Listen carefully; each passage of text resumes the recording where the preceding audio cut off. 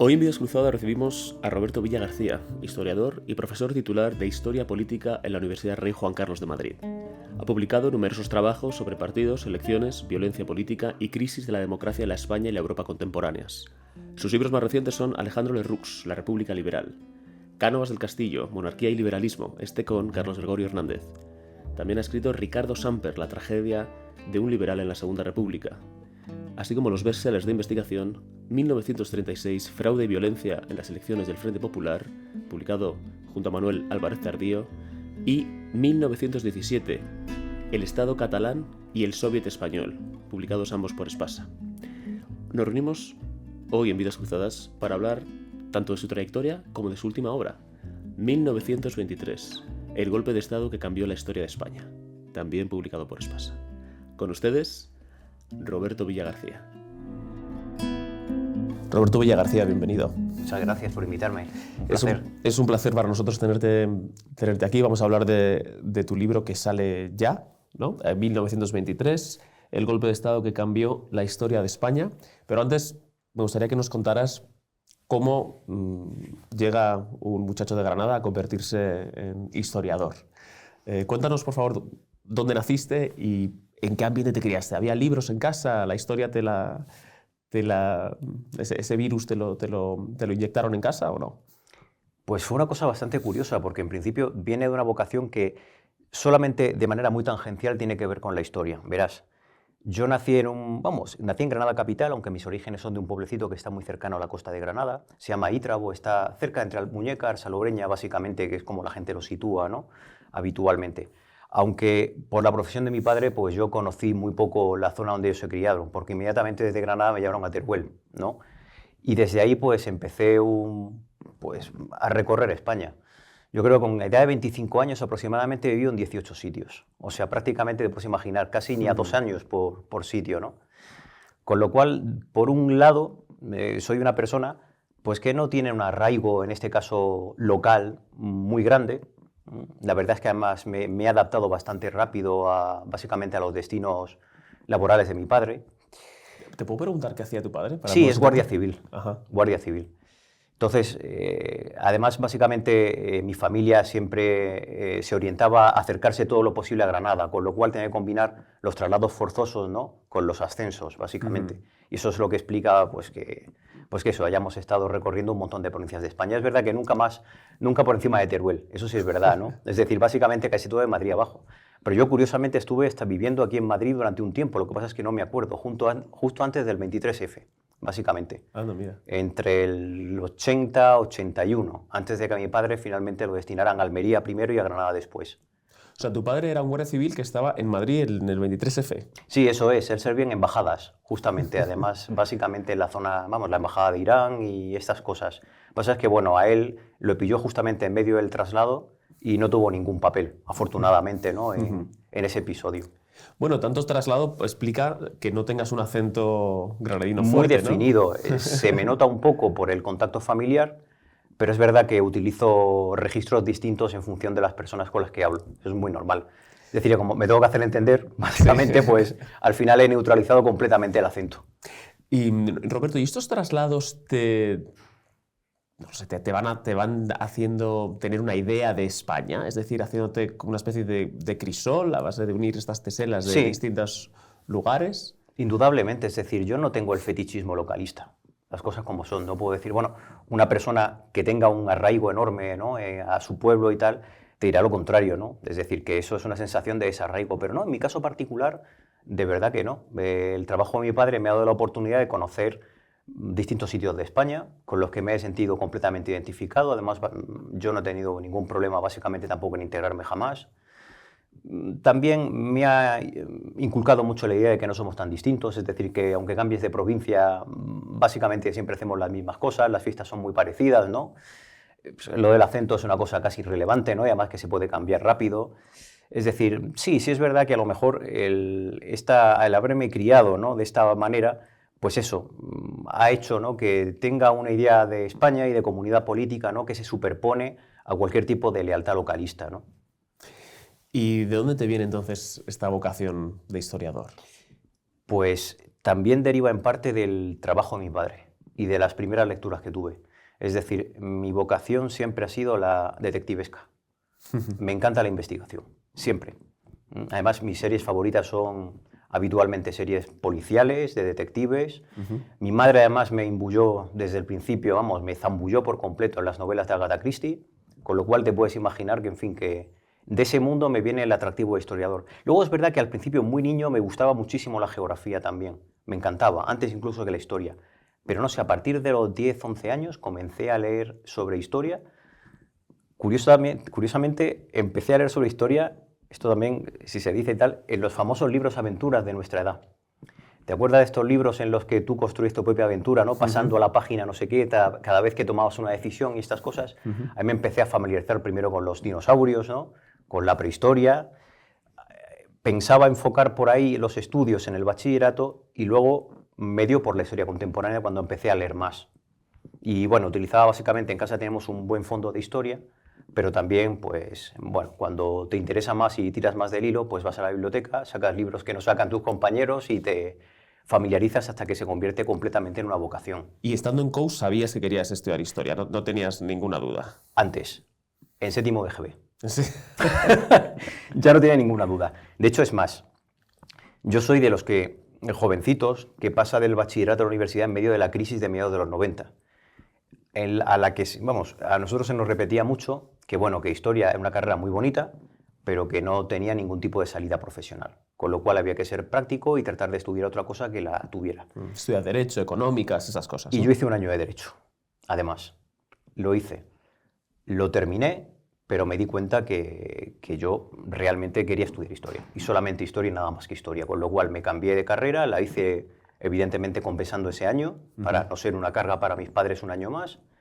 Y a partir de ahí, pues llegó todo básicamente rodado. Una vez que terminé la carrera, tenía que decidir entre opositar a secundaria o la universidad, que implica investigación, y no lo dudé. Es decir, el doctorado, la tesis, y a partir de ahí, pues, hasta consolidar una carrera.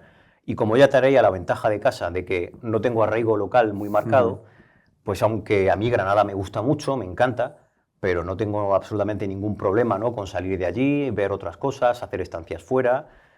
Y como el tipo de historia, ¿no?, en las universidades habitualmente que no son de Madrid inciden demasiado en lo local y en lo regional, me gustaba mucho más la historia nacional, la historia comparada internacional y demás, pues tomé la decisión de saltar desde la Universidad de Granada, donde era becario FPU, aquí a la Universidad Rey Juan Carlos, cuando salió una plaza de ayudante no doctor. Y este gusto que tienes por la historia del siglo XIX y el siglo XX, bueno, sobre todo Sí. por la Restauración y por la primera mitad del siglo XX, ¿esto también lo sabes desde séptimo de GB? No, ¿O esto no, lo evidentemente no. después? Esto es después de tirar mucho el hilo. A mí siempre me obsesionó la cuestión de la crisis y la quiebra de las democracias, y sobre todo contestar a la pregunta de por qué España pues no había transitado con normalidad desde el liberalismo a la democracia como lo habían hecho, por ejemplo, ¿no?, los británicos, o los suecos, o los noruegos, o los daneses, o los holandeses, o los belgas, ¿no? Y eso explica por qué mi tesis doctoral es sobre la Segunda República, y además por qué me centré tantísimo en las elecciones, ¿no?, como vehículo fundamental de democratización del liberalismo. Esa es básicamente la historia, ¿no? Corrígeme si me equivoco, pero tendrás además Sí. las elecciones en Navarra y en el País Vasco, ¿puede ser? Al principio es una especie de entrenamiento previo, ¿no? Ya. Es decir, como esto de estudiar las elecciones tiene su enorme complicación, es decir, tener que saberte la legislación electoral, ¿no?, y cómo manejarte en un archivo con las actas electorales, ¿no? Es decir, no es exactamente el mismo procedimiento electoral que el que tenemos nosotros actualmente, con lo cual casi tienes que convertirte en un pequeño jurista, ¿no? Claro. Para saber muy bien cómo buscar, qué buscar, cómo detectar los fraudes, este tipo de cosas también, cómo hacerlo. Y lo de Granada y el País Vasco de Navarra tiene que ver con ese entrenamiento previo. Antes de dedicarme a España entera, coger unas provincias como muestra. Granada es porque hice allí la tesina, y luego hice una estancia en el País Vasco y Navarra, básicamente también, bueno, en Vizcaya, en Lejona, para sacarme un segundo DEA, antes de hacer la tesis doctoral. El DEA es la tesina, ¿no?, el diploma de estudios avanzados habitualmente. Y a partir de allí, pues ya es cuando pasé más de un año de estancia en Estados Unidos, y de ahí vine aquí a Madrid, básicamente. Estados Unidos por conocer a uno de mis maestros, mis referentes fundamentales todavía, incluso hoy día y tal, que sigue siendo Stanley Payne. Y entonces, descubres que te interesa este tema de la quiebra de las democracias, ¿no? Eso es. Que es un tema fascinante y además que no estaba tan de actualidad, me imagino, como lo está ahora, ¿no? Ahora es un tema que se... Indudablemente. que Con todas las mucho. crisis políticas vuelve siempre, se pone de moda. Exacto. Es una apuesta fija. Y entonces, ¿por qué? Hablaremos de otras crisis, de otros procesos electorales. Tienes un libro que fue muy comentado, ¿no? sobre las elecciones de febrero del 36. Pero vamos a empezar hablando ya de este libro, 1923, que además... Muy bien. Efectivamente, bueno, pues es un libro que viene con el centenario. ¿Crees que esta fecha es una fecha que se desatiende demasiado a la hora de intentar entender la historia contemporánea de España? Creo que nos centramos demasiado en los años de la Segunda República como primera experiencia democratizadora y prestamos muy poca atención a los problemas de la Restauración, que tiene un régimen que, aunque no es el nuestro, aunque no es el de la Constitución de 1978, pero de todo lo que hay en el siglo XX, es probablemente el régimen con el que nosotros compartimos más cosas habitualmente y en el que los problemas son bastante más reconocibles, ¿no? Al fin y al cabo, la Segunda República es una experiencia abortiva, ¿no? Son 5 años y viene una guerra civil. Es decir, es una cosa que dura muy poquito y que prácticamente pues, es que ni se consolida como democracia. Sin embargo, nuestro verdadero campo de experimentación, es decir, sobre todo para conocer cómo puede asentarse y consolidarse una democracia, es precisamente esta monarquía liberal que dura 50 años, ¿no? Es decir, porque esta es verdad que se establece y se establece de una manera muy característica, es decir, mediante un proceso de integración, ¿no? y de ampliación constante de las bases de apoyo, hay una consolidación, es un régimen mucho más sólido de lo que se suele decir habitualmente. Hay que pensar que este régimen nace en medio de 2 guerras civiles, la guerra carlista y la guerra en Cuba, y las resuelve, que tiene que afrontar la famosa guerra del 98 contra Estados Unidos y la pérdida de las provincias de ultramar, y el régimen no cae por eso. Y en el 23, pues tiene un factor que es muy importante, que es una guerra mal llamada colonial, porque no es exactamente una guerra colonial, sino que es más bien una guerra, una ocupación, en este caso del norte de África que hacemos por proteger plazas de soberanía, que son España, Ceuta, Melilla y los presidios, ¿no? fundamentalmente, y también para proteger la frontera sur, la del Estrecho de Gibraltar, una vez que el Sultanato de Marruecos ha dejado de ser un país independiente y comienza a ser mediatizado por las grandes potencias, ¿no? singularmente Francia, en este caso, ¿no? para que los franceses como gran potencia no se asomen al estrecho, ¿no? y no nos envuelvan arriba y abajo.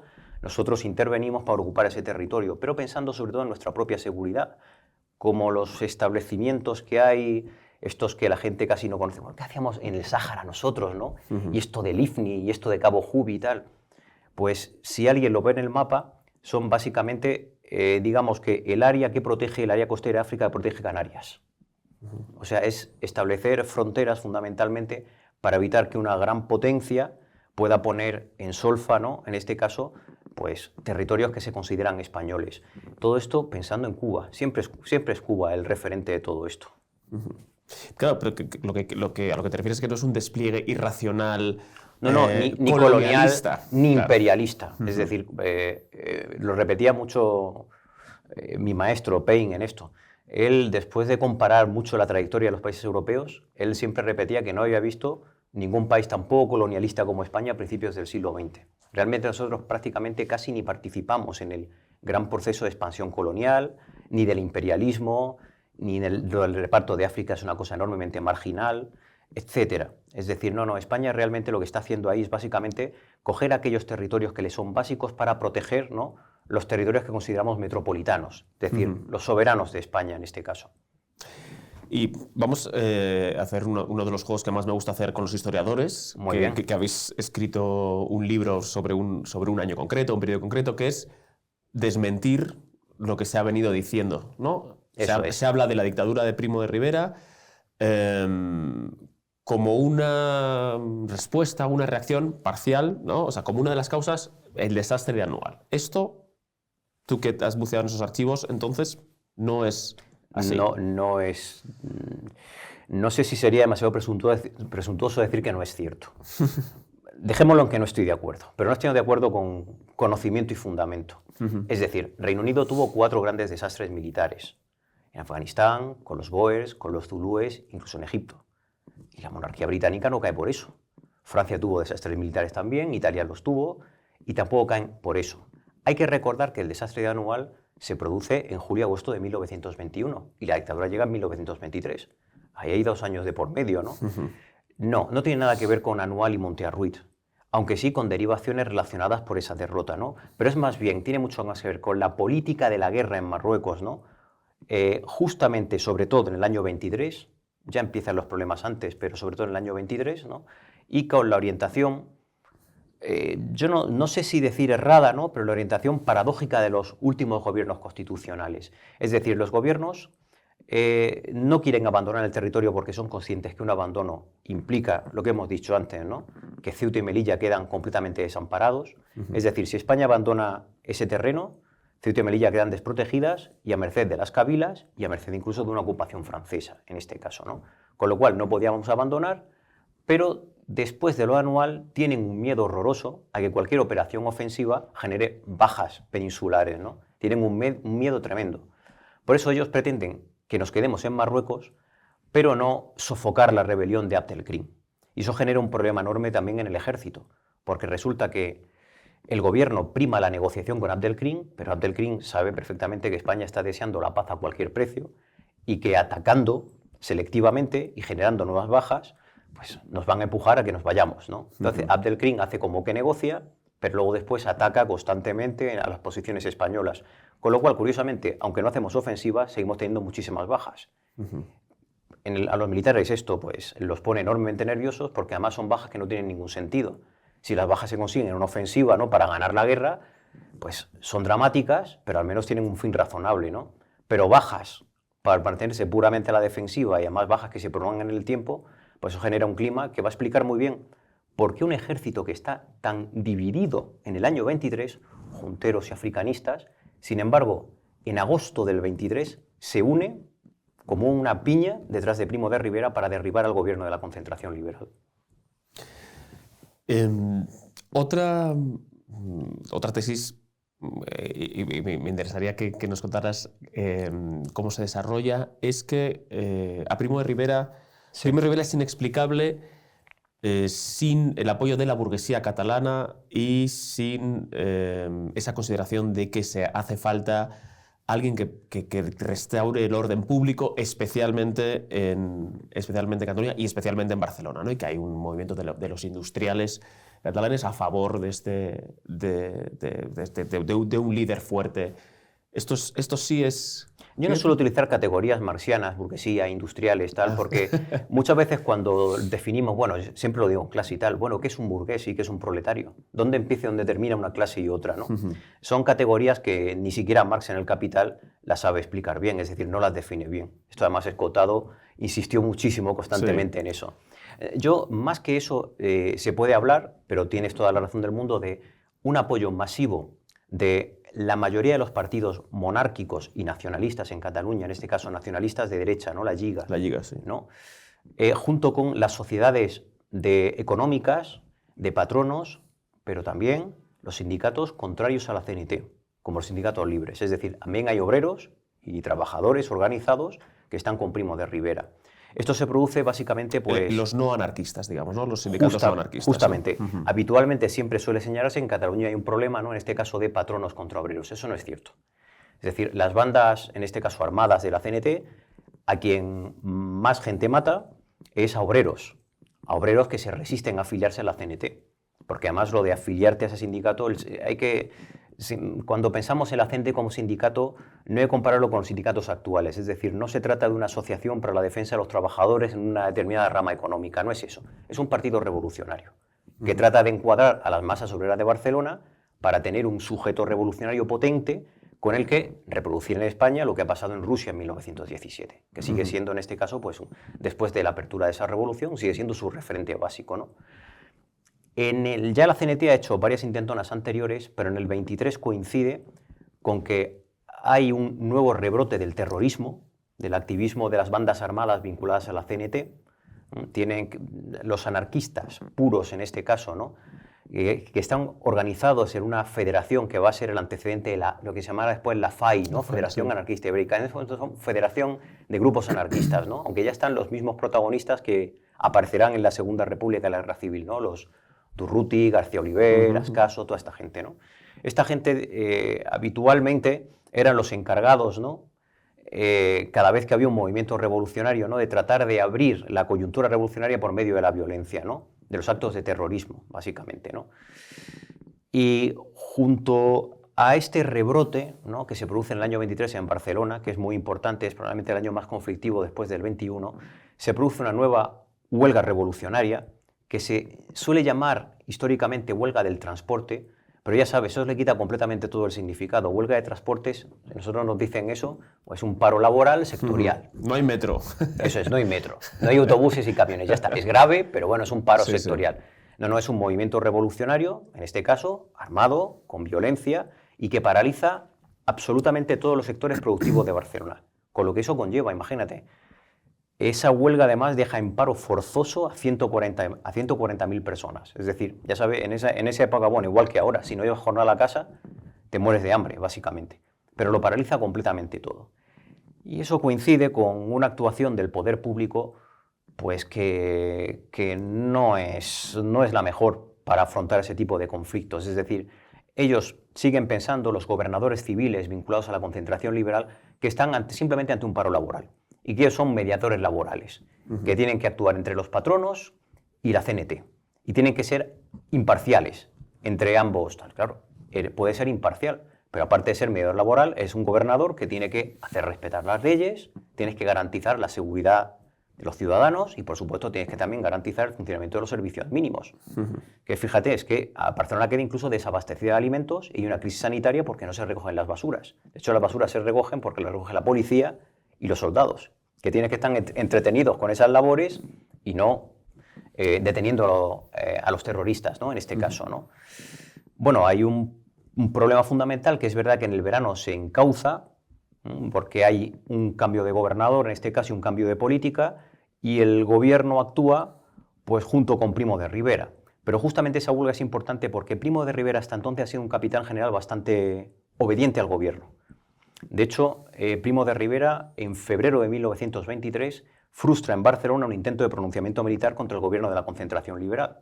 Pero es esa huelga y esos desencuentros, ¿no?, entre el capitán general y los gobernadores previos los que ponen a Primo de Rivera al borde de sublevarse porque piensan que lo van a destituir también. Es decir, es un clima en Barcelona tremendo. Y lo curioso es que, ya te digo, todas estas fuerzas vivas anticenetistas se ponen detrás del capitán general y contra el gobierno. Y en medio, que es importante, ahí está la famosa Lliga, ¿no? Los nacionalistas, que si quieres Cambó, tiramos de ese hilo, Sí. te apetece porque... A mí me gusta. Hay una cita que tienes de Cambó que dice que Primo de Rivera es lo único dulce que han tenido. La única dulzura que hemos Sí. podido degustar, ¿no?, en Sí. estos años de amargura. Y te dice más, te dice dos cosas. Esto es lo que tenían que haber hecho en el año 17, es decir, no simplemente pronunciarse en armas para forzar la caída de un gobierno, pero esperar a ver qué hace el rey, no. Forzar ellos la caída de ese gobierno y sustituirles y llevarles al poder, ¿no? En este caso, porque en el 17 hay unos coqueteos importantes entre las juntas militares y Cambó. Cambó se considera a sí mismo como una especie de hombre fuerte estilo Eleftherios Venizelos, el de Grecia, ¿no?, que también es algo parecido, ¿no? En este caso, además, Venizelos viene de Creta, que es un territorio externo a Atenas y demás, y genera algo parecido, ¿no? Hace eso Cambó, pero Cambó además dice que, en fin, que la única pena que tiene es que en España ese movimiento del año 23 no se hubiera enfocado como en Italia. Es decir, que no hubiera recogido el poder un movimiento cívico como el fascismo. O sea, ahí te puedes imaginar perfectamente que los nacionalismos pues, se tocan todos. El fascismo pues, no deja de ser un ultranacionalismo exactamente igual, ¿no? Y los intereses, sé que no te gusta hablar en términos marxistas, pero y los intereses de clase en este sentido también. No, para nada. ¿Tú no ves que Cambó esté defendiendo esto? Insisto muy claramente, detrás de Primo de Rivera no solamente hay burgueses ni patronos. Todos los obreros anticenetistas que han estado sufriendo a la CNT en este caso, ¿no?, y que no quieren bajo ningún concepto que vuelva otra vez esa CNT que predomine la de la canadiense y demás, esos también están completamente detrás de Primo de Rivera, sin ningún tipo de problemas. Es decir, son básicamente los sindicatos libres, ¿no? Es decir, los apoyos a Primo de Rivera son bastante interclasistas, muy interclasistas. Ya que has mencionado 1917, tienes un libro, una monografía específicamente Eso sobre es. 1917. El Estado catalán y el Soviet español, con ese título. Con ese título, efectivamente. Pero me gustaría, si no te importa, que nos dijeras por qué es tan importante el año 17, porque hay un eje que une el año 17 con el año 23. Indudablemente. Y bueno, para los que no somos especialistas, si nos lo podrías desglosar. Ningún problema. En el año 17 se produce un pronunciamiento militar, en este caso, que genera una crisis tremenda en el sistema político, que deja de funcionar como ya ha funcionado desde que se instauran las convenciones constitucionales, el turno de partidos y demás, desde la época de Cánovas y Sagasta. Esa crisis ya se abre a partir del año 17 y ya no se cierra hasta el año 23. Se trata de encauzar de alguna manera, se buscan remedios paliativos, es decir, básicamente gobiernos de concentración que no llegan a funcionar demasiado bien. Hay circunstancias que nos recuerdan mucho a nuestra época actual, en el sentido de que hay, por ejemplo, 3 elecciones generales consecutivas porque no hay manera de gobernar con el Parlamento, porque el sistema de partidos se fragmenta, ¿no? Y salen gobiernos, además, muy débiles, en este caso, con muy poca capacidad de tomar decisiones. O sea, hay elecciones en el año 18, 19 y 20 consecutivas. Después ya vuelve a haber otras en el 23 después. Ya se estabiliza un poco, lo estabilizan un poco los gobiernos básicamente conservadores, porque además la columna vertebral, ¿no?, como partido que explica que en el año del 17 al 23, ¿no?, el régimen no caiga completamente abajo, es la persistencia de los 2 grandes partidos, que es el Partido Liberal Conservador, muy disminuido ya no es el gran partido de la época de Cánovas capaz de sacar por sí mayoría absoluta, pero sigue siendo lo suficientemente fuerte, en este caso, para ser la columna vertebral de casi todos los gobiernos que existen entre el año 19 y el año 22, hasta que llega la concentración liberal al poder. Y ahí la CNT, curiosamente, va a ser enormemente decisiva a la hora de terminar de dislocar el funcionamiento del sistema, porque probablemente se carga la única persona, el único líder que podía haber encauzado, ¿no?, esa crisis, y de hecho lo hace en el 17, y explica por qué en el 17 no llega una dictadura, que es Eduardo Dato, básicamente. En cuanto Dato ya no esté, con el nuevo liderazgo del partido, ya verás que el Partido Conservador va a cambiar de posición, y el 13 de septiembre de 1923 podía haber tenido un papel fundamental a la hora de librar a España de una dictadura militar, es decir, podía haber vuelto a asumir el poder como lo hizo en el 17, ¿no?, para taponar, ¿no?, la llegada al poder de los militares, y sin embargo ese partido se quita de en medio, completamente. Aconseja al rey que llame a Primo de Rivera al poder. La frase muy famosa de Sánchez Guerra: ya ha llegado el momento, Majestad, de que gobiernen los que no dejan gobernar. Y otro, quizá la tesis más provocativa o más fuerte del libro, Sí. que corrígeme si me equivoco porque yo puedo equivocarme, es que Alfonso XIII Sí. no es en modo alguno, ¿cómo podríamos decirlo?, ejecutor del régimen liberal. Voy más lejos. Ni conspira, ni es ejecutor, ni alienta, ni anima, ni siquiera, como se dice equivocadamente, ni siquiera da el poder a los militares. Porque los militares han ganado y han conquistado el poder. Es decir, cuando el rey llega a Madrid el día 14 de septiembre, quienes mandan en Madrid no es ya un gobierno que se mantiene nominalmente en sus puestos porque están esperando para, en este caso, entregar los poderes al rey, para que el rey pueda atisbar una solución constitucional, ¿no?, sino quienes mandan en Madrid es el director e inspector militar. Y bien que se lo hace saber al rey cuando tiene que entrevistarse con ellos. El rey se entrevista con el presidente del gobierno, el presidente del gobierno le devuelve los poderes, y cuando el rey trata de encauzar, abriendo consultas, ¿no?, encauzar la situación de la manera más constitucional posible, es decir, encargando el poder, ¿no?, a un presidente del Consejo de Ministros, podría haber sido perfectamente Primo de Rivera en este caso, pero no es lo mismo Primo de Rivera como presidente del Consejo de Ministros y como presidente constitucional que Primo de Rivera dictador, ¿no? Y sin embargo es el director el que le impone: Majestad, nada de consultas, aquí las consultas se han terminado.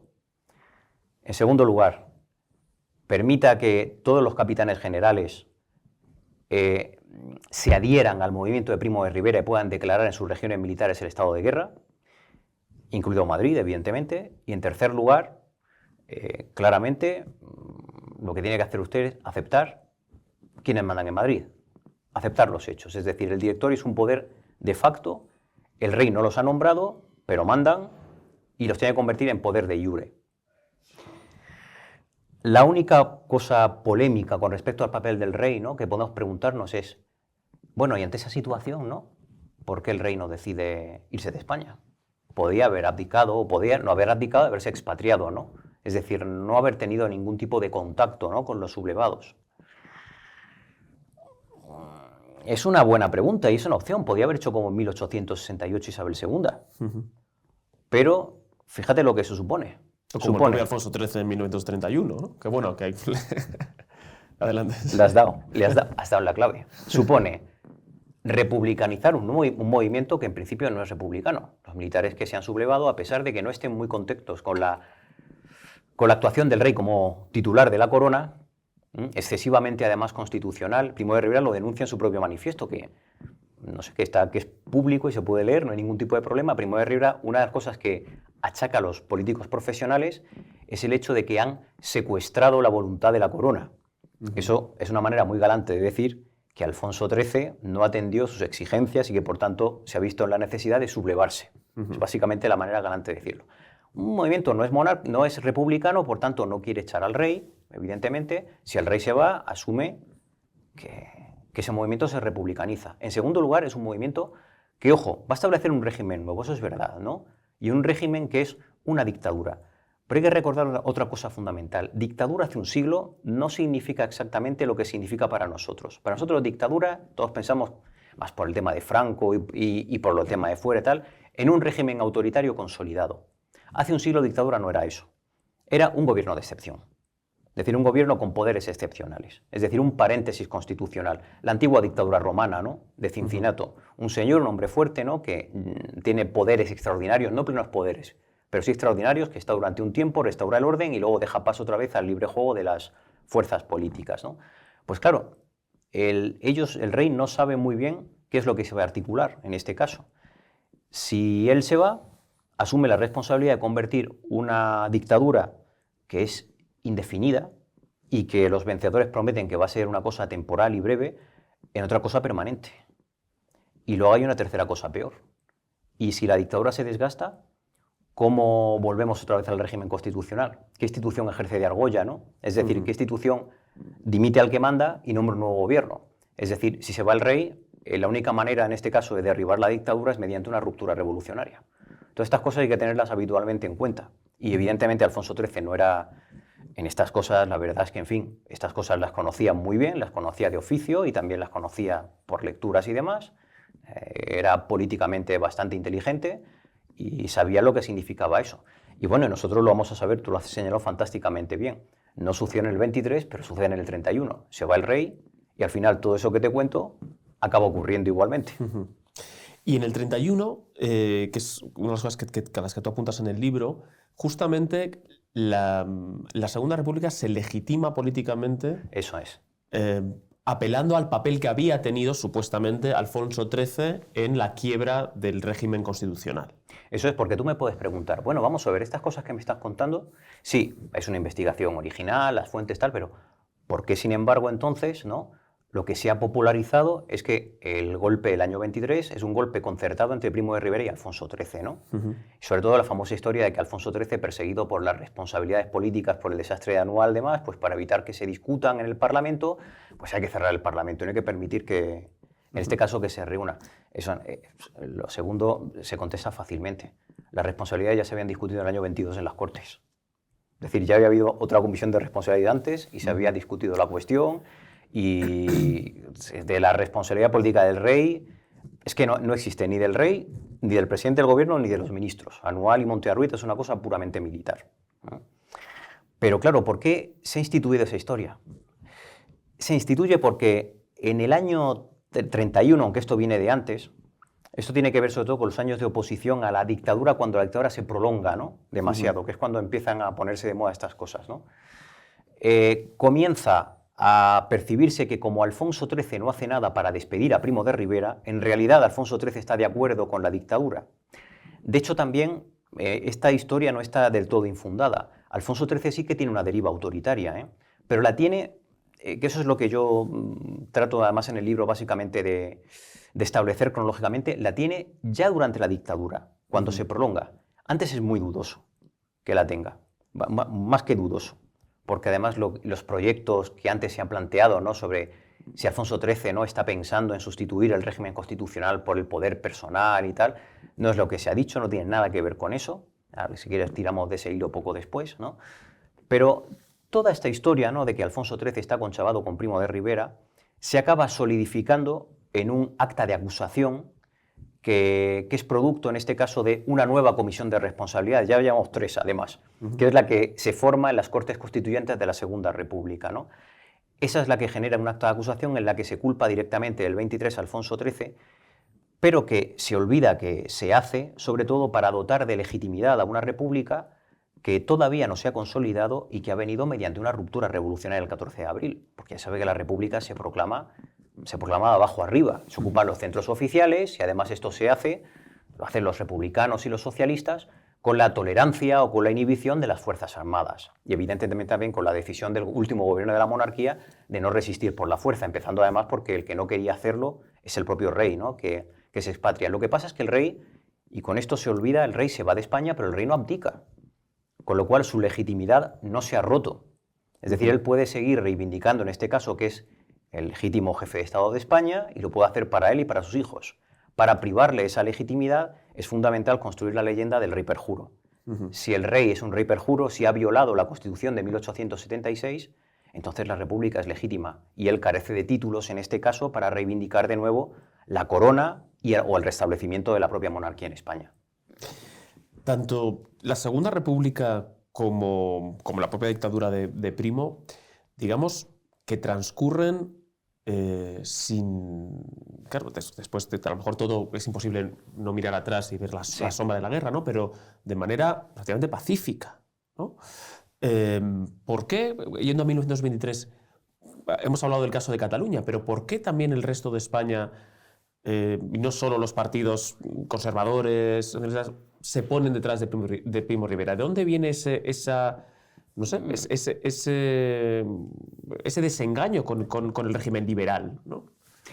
Tocas otro aspecto sustancial, porque además con esta tecla explicas muy bien por qué al final Alfonso XIII, de otra manera, tiene que aceptar los hechos consumados, acatarlos, casi mejor dicho, porque es que acepta a quien tiene la posibilidad de elegir, pero es que él no tiene ninguna posibilidad de elegir. Esto tienes toda la razón, porque fíjate, el rey, la noche del 12 de septiembre, se queda sin ministro de jornada. Santiago Alba dimite y se va. Y dimite, aunque no quiere que el presidente del gobierno que se vaya, pero dimite igualmente, se va. El propio gobierno como tal deja de existir en la madrugada del día 13 de septiembre cuando le desacatan tanto el capitán general de Madrid como los jefes de la Guardia Civil y de la Policía, que dicen que no van a defender al gobierno para nada en absoluto. Con lo cual, ya no hay gobierno. Hay nominalmente, quiero decir, un presidente y unos ministros que no tienen poder detrás y que simplemente están esperando la llegada del rey para devolver los poderes en este caso. El otro gran partido que podía haberse hecho cargo del poder, como en el 17, se quitan también de en medio. Y todos coinciden con que ha llegado la hora, en este caso, de que sea el ejército, ¿no?, que sea Primo de Rivera, mejor dicho, ¿no?, que ha sido el que ha iniciado el golpe y tal, quien asuma la responsabilidad del poder. Ellos pensaban, de manera maquiavélica, que bueno, que este Primo está muy bien este paso que ha dado, pero este se va a estrellar con los problemas con los que nosotros hemos tenido que lidiar y no va a pasar nada. En 2 o 3 meses se va a ir, se va a desgastar y volvemos nosotros. Esa es básicamente la idea que tenían ellos. Pero también es verdad que estos partidos aceptan lo sucedido como una especie de expiación por los errores pasados. Es decir, hay una conciencia también entre ellos de que esto era la crónica de una muerte anunciada, que esto iba a llegar sí a sí y que iba a ser además era la salida de lo que había pasado en 1917. La salida pues prácticamente inevitable, ¿no?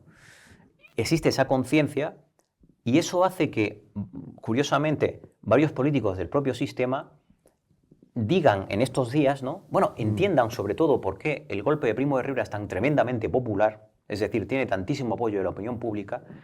Que no populista. Que no populista, popular. Se la llama Eso así, es. sí. La verdad es que el esquema de Primo de Rivera en el año 23 se parece mucho al del 68. Es decir, sí, la iniciativa es de los militares, pero es fundamental de que esto no solamente sea un putsch de los militares, tiene que venir con un arrastre de opinión fuerte, que se vea que la opinión no la encarnamos nosotros, ¿no?, en este caso. Pues estos políticos piensan, bueno, la legitimidad de origen no la tiene, pero si resulta que esta etapa, ¿no?, sirve para resolver los problemas más graves que tenemos ahora, pues a lo mejor sí que adquiere una legitimidad de ejercicio. Es decir, bueno, arrumba estos problemas que no se pueden resolver con el régimen constitucional y podemos volver a una versión mejorada de lo de antes, ¿no?, para continuar de nuevo el juego de los partidos. Esa también es básicamente la idea. Es decir, que la oposición a la dictadura viene mucho después.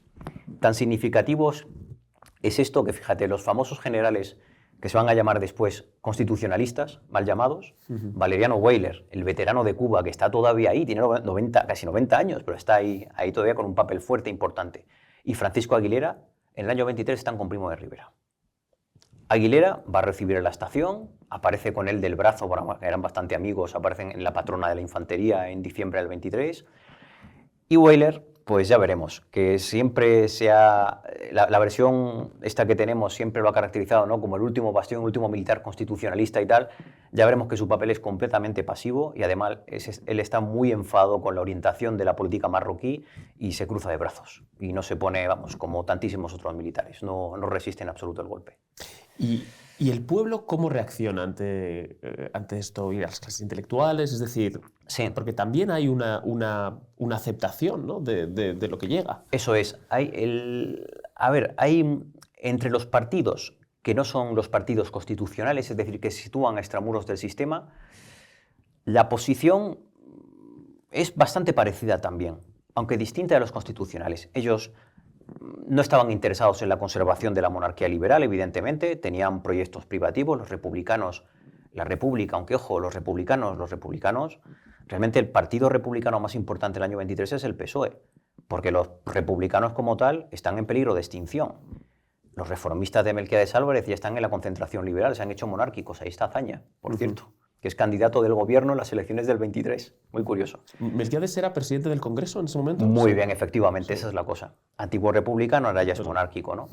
Si no es por el tema de las responsabilidades, por el follón relacionado con esto, Alejandro Lerroux, del que tengo una biografía, además lo conozco muy bien, he vivido con él casi 2 años y tal, Alejandro Lerroux estaba ya también camino de entrar en la propia concentración liberal. De hecho, su relación con el rey personal era buenísima, muy buena. Él estaba ya sencillamente... Y Lerroux encarnaba lo único que quedaba ya de republicanismo con base electoral. Con lo cual, quitados esos 2 sectores, los únicos republicanos que quedaban eran en Cataluña los republicanos nacionalistas de Marcelino Domingo, que además estaban casi en trance de ser absorbidos, ¿no?, por la izquierda nacionalista catalana. O sea, con lo cual los republicanos como tales dejan de existir y el PSOE ocupa ese espacio. Estas fuerzas políticas, antes del 23, no han tenido ningún problema, en este caso, de convertirse en el brazo civil de las conspiraciones militares que se producen previamente. Es verdad que no de Primo de Rivera, pero sí de Aguilera. Es decir, de los que piensan que a través de las responsabilidades políticas se puede llegar a una proclamación desde dentro de la República, por presión militar en este caso, ¿no? Aguilera en ese momento era el presidente del Alto Tribunal del Ejército, ¿no?, el Consejo Supremo de Guerra y Marina, ¿no? Tantean esa vía. Y ellos están dispuestos además a sumarse, ¿no?, como brazo civil. Y en esa entente extrañísima, no solamente están lo que queda de los republicanos y los socialistas, sino, ya verás, la extrema derecha, que es... No pienses en el fascismo, en España no hay de eso. Sí, está el grupúsculo de la Traza en Barcelona, que es una escisión del tradicionalismo, pero que son 3 gatos, eso no es nada. ¿No? Sino el Partido Social Popular, el núcleo de dirigentes en los que posteriormente van a salir todos los líderes de la CEDA, de la Segunda República, ahí los tienes a todos, pero que en ese momento su jefe era Ángel Osorio y Gallardo, son una escisión del maurismo, ¿no?, una escisión de la ala derecha del maurismo. Y los tradicionalistas jaimistas o ex-jaimistas, que siguen siendo tradicionalistas, pero ya no se han quedado sin rey, porque don Jaime se ha liberalizado demasiado. Consideran que ya no es tal. Se han quedado sin rey y por eso, al quedarse sin rey, comienzan a barruntarse esto de la accidentalidad de las formas de gobierno. De viene el grupo de gente de la CEDA. Es decir, y la actitud de los católicos de, bueno, esto es la monarquía, república. Nosotros nos da exactamente igual. Una república que respete los derechos de la Iglesia, tal, nos da igual. De ahí viene ese núcleo. Esa coalición extraña, ¿no?, ese amalgama entre la extrema izquierda de la época y la extrema derecha de la época, se han embarcado como brazo civil de un golpe militar. Con lo cual, en el 23 se quedan un pelín descolocados, porque verás, es un golpe, pero no es el suyo, no es el de Aguilera, pero no saben a qué carta quedarse porque no saben qué va a hacer Primo de Rivera. Es que verás, entre nosotros, es que ni el núcleo de militares que ha triunfado está de acuerdo en qué hacer. Es decir, están de acuerdo solamente en que hay que derribar al gobierno de la concentración liberal. Pero luego, ¿qué le va a sustituir? El Grupo de Madrid, el cuadrilátero este famoso, ¿no?, Cavalcanti, Saro, Federico Berenguer y Davant, tienen la idea de un gobierno de Primo de Rivera mixto con militares, políticos y técnicos, breve, ¿no? Y que dé paso de nuevo al régimen constitucional. Primo de Rivera lleva en la cabeza un directorio que es un proyecto que tiene mucho que ver también con las juntas, con las que él siempre estuvo bastante coordinado, ¿no? Siempre. No saben muy bien a qué carta quedarse ellos. Imagínate estas fuerzas políticas. Pues la posición de estas fuerzas es de expectación al principio benevolente, totalmente. Es decir, su idea es, no nos gusta lo que hay, evidentemente este gobierno no nos gusta para nada, estos militares, a ver qué son, ¿no? Si son unos conchavados del rey, pues evidentemente esto no nos interesa, pero a lo mejor no lo son. Y si no lo son, pues, en primer lugar, esta acción extralegal ya ha abierto la posibilidad de que haya futuras rupturas revolucionarias que nos beneficien a nosotros. Y en segundo lugar, si estos al final se han impuesto al rey, podríamos canalizarlos nosotros hacia nuestra causa política, ¿no? De hecho, los republicanos tantean a Primo de Rivera, antes y después del 23. Constantemente están básicamente en eso, ¿no? Y con el Partido Socialista, la única cosa así más o menos excepcional, verás. Te iba a preguntar justo ahora, ya que has mencionado al Partido Socialista, la colaboración del Partido Socialista con la dictadura, que es otro tema del que se habla actualmente. Largo Caballero fue ministro de Trabajo. No. Fue consejero de Estado. Consejero de Estado, perdón. Eso es. Cuéntanos, ¿cómo es esta relación entre el Partido Socialista y la dictadura? Hay que considerar que el PSOE, en este caso, es un partido que considera más que la democracia, ¿no? En este caso, ¿no? Los regímenes constitucionales como una cosa puramente instrumental, es decir, una estación de tránsito hacia su sociedad ideal. ¿Cuál es la sociedad ideal que el PSOE, en este caso, no tenía en la cabeza, ¿no? En estos años? No es la Unión Soviética, no son los soviets, que además los conocen muy mal. Curiosamente, eran más soviéticos nuestros anarquistas, que confundían soviets con sus comunas libremente federadas a lo Bakunin, ¿no? Que los socialistas que estaban en otra cosa. Los socialistas, nuestros socialistas más específicamente, eran muy sindicalistas. Es decir, que realmente del movimiento socialista lo importante no era tanto el partido como el sindicato, UGT. Y volvemos a la definición de antes, verás. Olvidemos de la definición de sindicato para estas personas, ¿no? Como asociación de trabajadores, ¿no? Pues que se coordinan para defender unos determinados intereses en el campo de las relaciones laborales. Nada que ver con eso. El sindicato es el adelanto de la futura sociedad socialista. Es decir, la UGT es el futuro Estado, el boceto de Estado que tiene que sustituir al Estado burgués. Es decir, lo que va a administrar, por ejemplo, cuando se colectivicen los medios de producción y distribución, ¿no? UGT es el futuro Estado. Con lo cual, cualquier tipo de etapa intermedia que sirva para fortalecer al UGT a costa del Estado burgués, es decir, cualquier régimen que nos regale cuotas de poder, pues a mí, estos enfrentamientos entre burgueses, pues no nos interesan demasiado, ¿no? Es verdad que luego, como todos los partidos, hay cierta complejidad interna, ¿no? Es decir, hay un sector más puramente sindicalista, el de Pablo Iglesias, ¿no?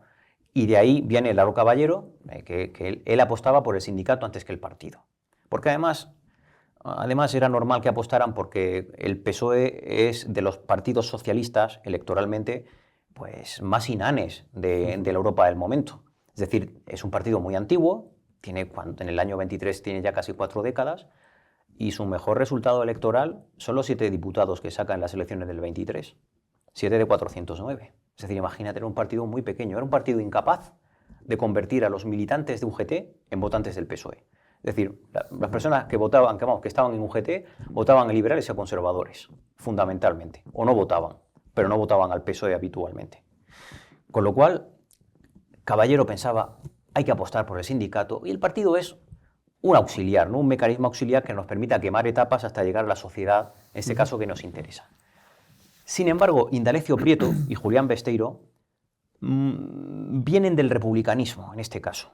Es decir, eso le da bastante más importancia al propio partido, ¿no? Y a la política de partido que al sindicato, que sigue siendo muy importante, ¿no? Pero que tiene que, si no adaptarse a la estrategia del partido, ¿no? Sí tener una especie de visión compartida de los intereses de ambos, ¿no?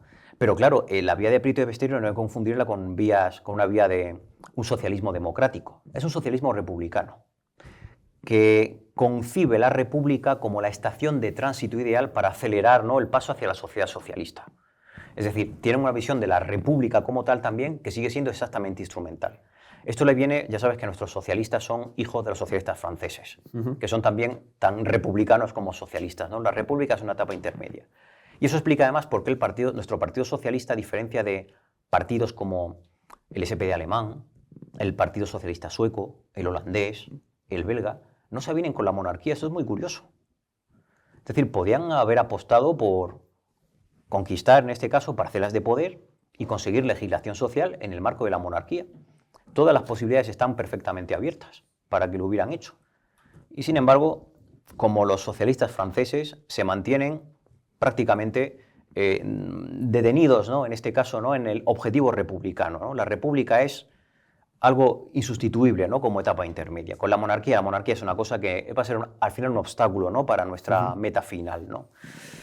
Y lo que explica al final, sobre todo, que la vía sindical se imponga a la vía republicana, y eso es lo que explica por qué el PSOE y UGT, y fundamentalmente UGT, colabora estrechamente con Caballero, es porque el PSOE se habla de ese resultado que te cuento en las elecciones del 23, que es el máximo que sacan, ¿no? Casi nadie ha estudiado las elecciones provinciales posteriores, que son las últimas elecciones que hay en España antes de la dictadura. Esas elecciones para el PSOE son definitivas. El partido se ha debilitado muchísimo, viene convaleciendo ya de la escisión comunista y ahora también ha tenido otra escisión en Cataluña. Se ha creado un partido, la Unión Socialista de Cataluña, ¿no? Que es más nacionalista que socialista, ¿no? Que se convierte en una especie, en este caso, ¿no? De filial de Esquerra posteriormente, ¿no? Y en esas elecciones a diputados provinciales, yo contando esto, la gente se sorprende porque hoy día el PSOE es un gran partido, ¿no? Es un gran partido de la izquierda española, con millones de votos detrás y tal. Pues en el año 23 saca 4 diputados provinciales en toda España. Con lo cual es normal que todos pensaran, y también incluyo aquí al sector republicano, por la vía electoral no vamos a ningún sitio. Es decir, aquí hay que apostar por otro tipo de vías, por vías de ruptura, si queremos acelerar esto. Si no, al final es que vamos a desaparecer como partido. Y hay un último factor, que es también fundamental. Primo de Rivera a la UGT y al PSOE, pero a la UGT le quita 2 quebraderos de cabeza importantes. La CNT. Competencia en el mundo sindical. ¿No? Competencia, y qué competencia, ¿eh? Competencia exclusivista a tiros. Tiros, no, que ser de UGT y convivir con lo de la CNT en una empresa, que era un problema de que o te afilias a nuestro sindicato y cotizas o tú sabrás lo que te puede pasar. Lo mejor que te puede pasar es decir, por supuesto, peligra tu integridad personal, eso evidentemente, ¿no? Pero imagínate que no peligra, porque eres un tío muy fuerte y estás armado y no se meten contigo, ¿no? Liamos una huelga al patrón para que te despida, porque no puede haber obreros sindicados que están fuera del... La CNT se llama en las empresas sindicato único, y ya el nombre es una declaración de intenciones. Y Primo de Rivera también le quita al PSOE de en medio el PC. PC es un partido muy pequeñito, pero tiene una fuerza enorme en Vizcaya, que es uno de los bastiones del PSOE. Y tienen una relación también, ambos, una relación terrible. Terrible es que en el 23 están también pegando tiros y matando. Con lo cual, digamos que la dictadura a la UGT y al PSOE le hace 2 favores muy importantes. Y si a eso le sumas que es durante la dictadura cuando el PSOE se convierte en un gran partido nacional, porque el PSOE no solamente recibe estos cargos grandes, ¿no? Caballero consejero de Estado y Llaneza por aquí y tal, sino que Primo de Rivera, cuando depura todos los ayuntamientos, en este caso concede una enorme cantidad de concejalías, ¿no? A personas que son del Partido Socialista o próximas al Partido Socialista, y por supuesto además prácticamente concede a la UGT casi ten con ten con los sindicatos católicos la nueva organización nacional corporativa, que son los sindicatos del Estado. Con lo cual resulta que el PSOE, que era un partido que solamente tenía implantación en Madrid, Vizcaya, Asturias y 2 puntitos de Andalucía, en el año 30 ya se convierte en un partido implantado, mejor o peor, pero implantado en todas las provincias de España. Y para ir terminando, sé que tu especialidad es la historia política más que la historia cultural, por supuesto, sí. Pero como dictadura, la que comienza en el año 23, sí. ¿Alcanza niveles de represión destacables? Porque otra idea que tenemos de las dictaduras, por como mencionabas antes, ¿no? Pensando mucho en el siglo XX, es pues, la represión, el cortar las libertades individuales, la libertad de prensa, de creación. Y sin embargo, coincide con lo que es la dictadura de Primo de Rivera, coincide con lo que Mayner, ¿no? bautizó como la Edad de Plata de la cultura española. Sí. ¿no? Y parece que hay una cierta continuidad cultural entre la dictadura de Primo de Rivera y la Segunda República. Sí, ¿no? es verdad. ¿Esto cómo se explica? Es decir, ¿era una dictadura simplemente a nivel político? Sí, eso es cierto. Básicamente la idea es que esta dictadura, efectivamente, habitualmente no se mete no es una dictadura invasiva, en el sentido de que no es una dictadura obsesionada con el control de la sociedad. Es una dictadura obsesionada, eso sí, con la concentración del poder en manos, insisto, porque a veces se piensa la dictadura de Primo de Rivera como dictadura militar, y yo no estoy tan de acuerdo con eso. Es una dictadura sobre todo personal. Es decir, Primo de Rivera acumula en sus manos el poder, y es verdad que el ejército participa como corporación, o mejor dicho, los sectores del ejército favorables a Primo, pero participan más bien como un partido militar, del que Primo de Rivera extrae las élites, pero es uno más de los partidos. Es decir, Primo de Rivera, después ya verás, atrae a sectores que no son militares, que son políticos, de la derecha maurista básicamente también, hemos visto con el Partido Socialista y otros sitios más. Es decir, que es una especie de coalición de fuerzas que se amalgaman en torno al PSP, tradicionalismo, están también muy bien con Primo de Rivera. Es una dictadura, eso, que concentra el poder y que, bueno, no necesita de grandes cantidades de represión porque realmente no hay muchos sectores que se han opuesto a la dictadura, es decir, no tienen frente una oposición muy grande. Es verdad que hay sectores, CNT y PC, evidentemente, pues, sufren una represión importante. El nacionalismo catalán de izquierdas, que es abiertamente separatista, en este caso el de Acción Catalana y el de Estat Català también, evidentemente. De hecho, además, son los primeros movimientos contra la dictadura, los primeros intentos, ¿no?, de movimientos insurreccionales en Cataluña vienen por la vía de Estat Català. Ahí ya está Francesc Macià, por ejemplo. Pero, eso sí, pero a pesar de que no es una dictadura invasiva, sin embargo, sí es una dictadura que restringe las libertades básicas, no solamente también las políticas, sino también a veces las personales. Es decir, recuerda que con la dictadura llega el estado de guerra, ese es el toque de queda, y el toque de queda la gente lo puede echar de menos cuando hay una situación de orden público horrible, ¿no? Y cuando peligra la seguridad. Pero una vez que se pasa eso, ¿no?, que se olvida ese problema, pues ese tipo de restricciones acaban siendo enormemente molestas. Y entonces no hay que descartar, ¿no?, que la persistencia en el tiempo, ¿no?, de ese estado de excepción hiciera que personas que al principio no habían recibido mal la dictadura o la habían recibido como un paliativo, ¿no?, contra el desorden público, resuelto ese problema, comenzaban a considerar, ¿no?, molesta esas restricciones, ¿no? Eso explica que, en fin, que la dictadura del 23 sea enormemente popular y transversal, y en el año 29-30, pues empiece a cansar, a pesar de que sigue teniendo un apoyo difuso, pero un apoyo bastante importante, ¿no? Te preguntaba también por esto que se dice que es la dicta blanda, ¿no? También la etapa esta de Damaso Berenguer, del final, ¿no?, que se habla de dicta blanda. Entonces, yo no estoy de acuerdo. La dicta blanda, bueno, había un señor... Entonces me interesa saber si esto es un mito, otro mito, o hay algo de verdad en esto de la dicta blanda. Es un mito. Es decir, la dicta blanda es un nombre... Hay un ministro conservador muy gracioso, con un gracejo tremendo malagueño, Francisco Bergamín, que para poner nombres era el mejor, vamos. Y es el que se inventa lo de la dicta blanda, ¿no? Es decir, el gobierno de Berenguer era un gobierno ya constitucional que restablece las libertades, pero que está en proceso de convocar cortes. Falta eso, falta eso.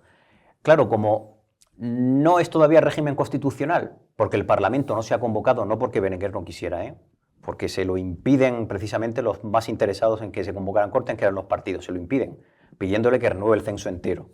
Si por Berenguer hubiera sido, en el verano del año 30 ya hay elecciones a Cortes, ¿no?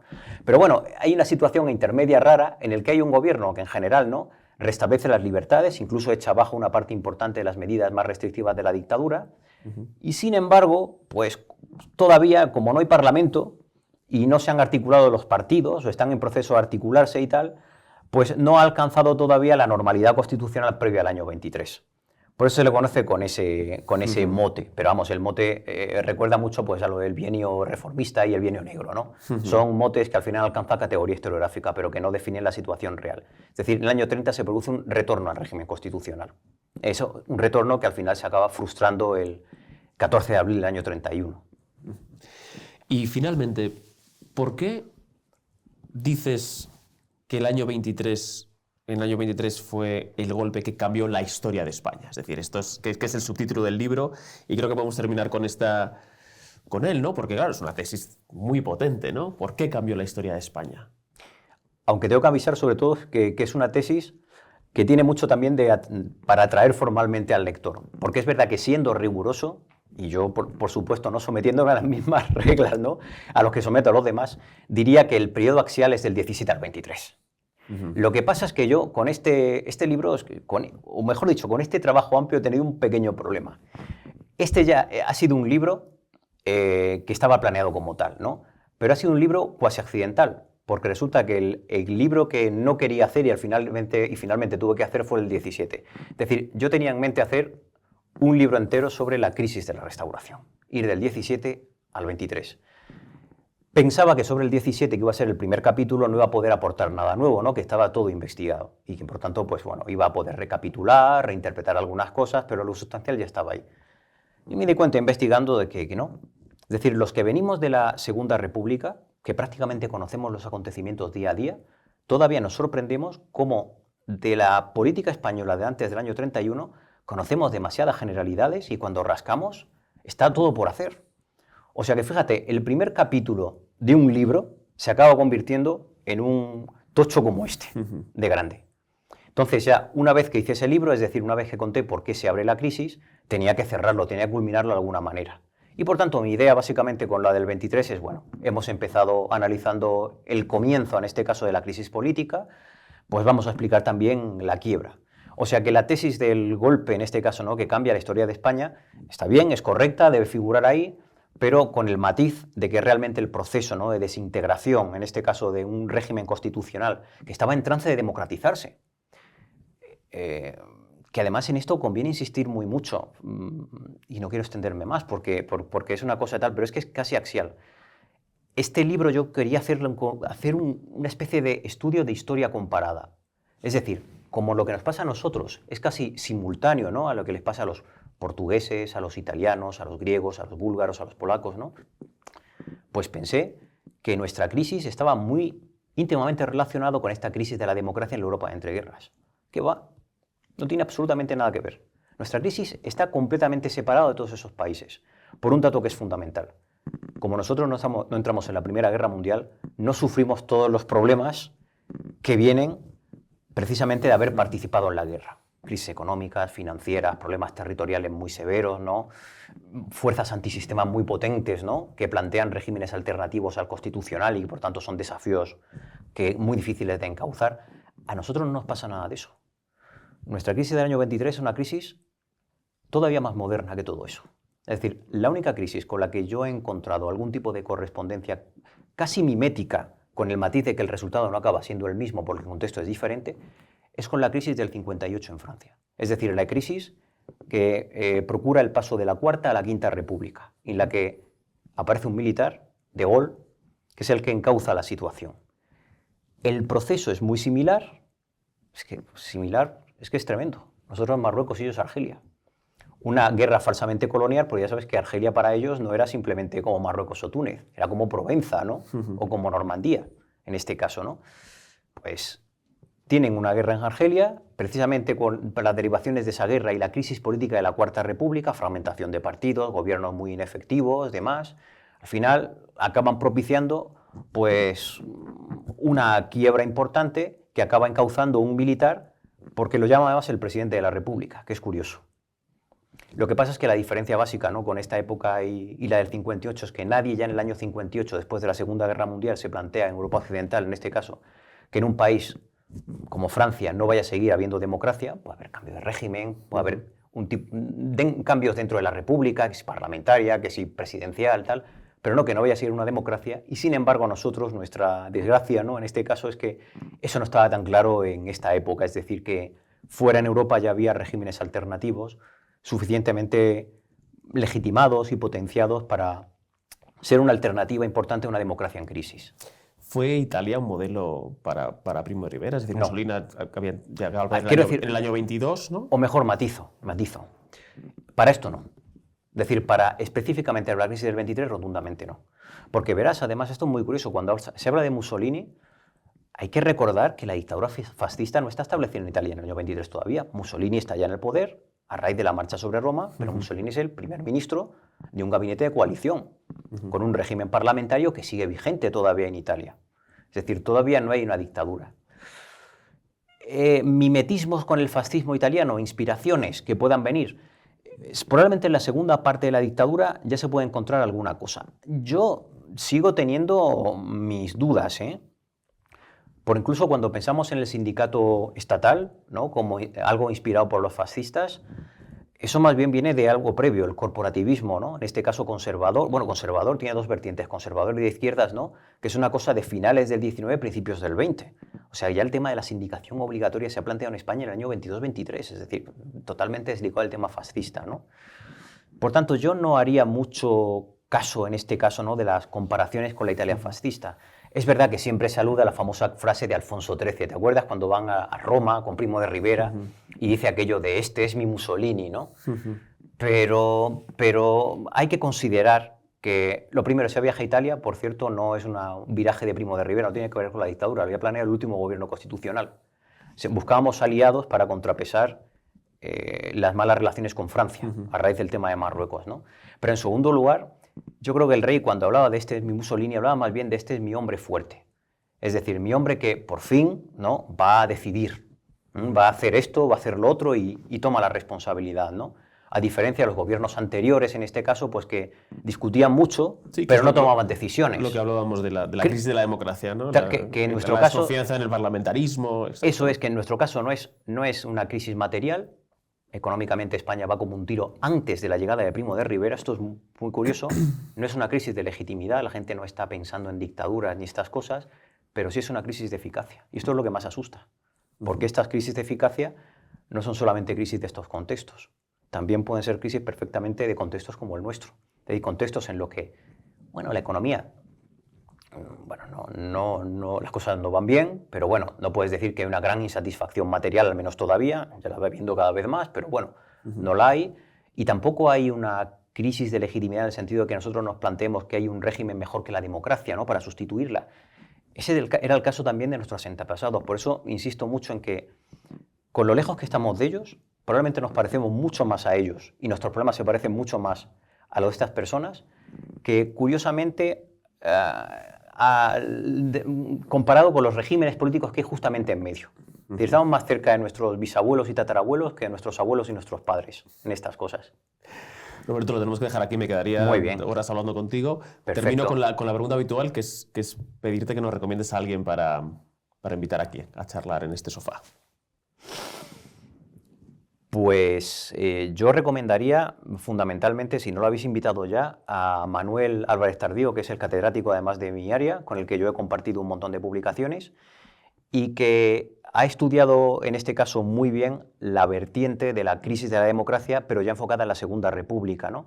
Y además conoce muy bien todos estos problemas de legitimidad, porque además fueron los que mejor estudió en este caso la actuación de la Comisión de Responsabilidad de la Segunda República. Con lo cual yo lo recomiendo muchísimo porque vais a tener una entrevista enormemente interesante con él. Estupendo. Tomamos nota entonces. Muchas gracias. Gracias a ti.